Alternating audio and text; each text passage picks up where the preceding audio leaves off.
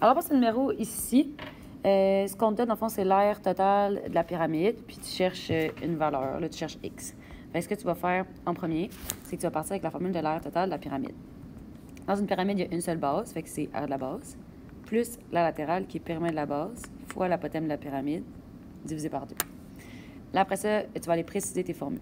Fait que l'aire totale, tu le laisses pareil. La base, c'est une pyramide régulière. Ça veut dire que sa base, c'est un polygone régulier. Puis l'aire d'un polygone régulier, c'est 40 sur 2.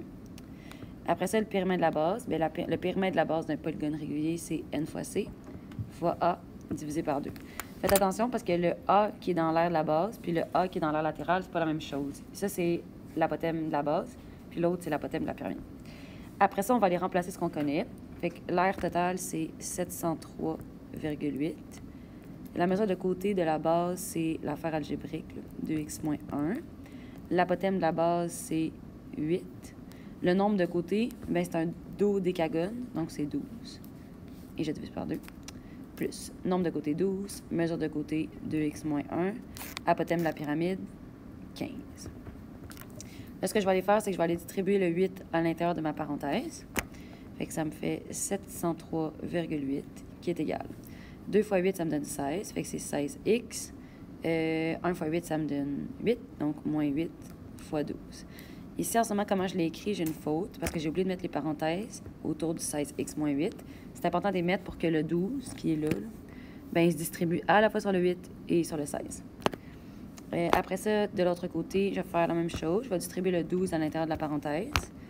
2 fois 12, ça me donne 24x moins 12 fois 15. Ici aussi, en ce moment, il y a une erreur. C'est important de mettre les parenthèses pour que le fois 15 qui est là, il se distribue et sur le 12 et sur le 24. Là, je vais aller réduire ce que j'ai écrit un petit peu. Je vais continuer. Donc, la deuxième étape, ce que je vais aller faire, c'est que je vais aller distribuer le 12 à l'intérieur de la parenthèse et le 15 à l'intérieur de la parenthèse. Fait que ça me fait 703,8 qui est égal à 16 fois 12.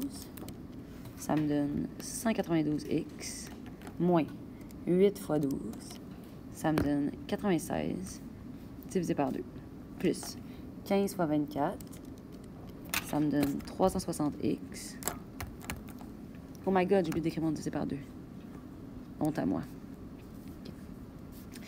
Okay. Puis 15 fois 12. Ça me donne moins 180.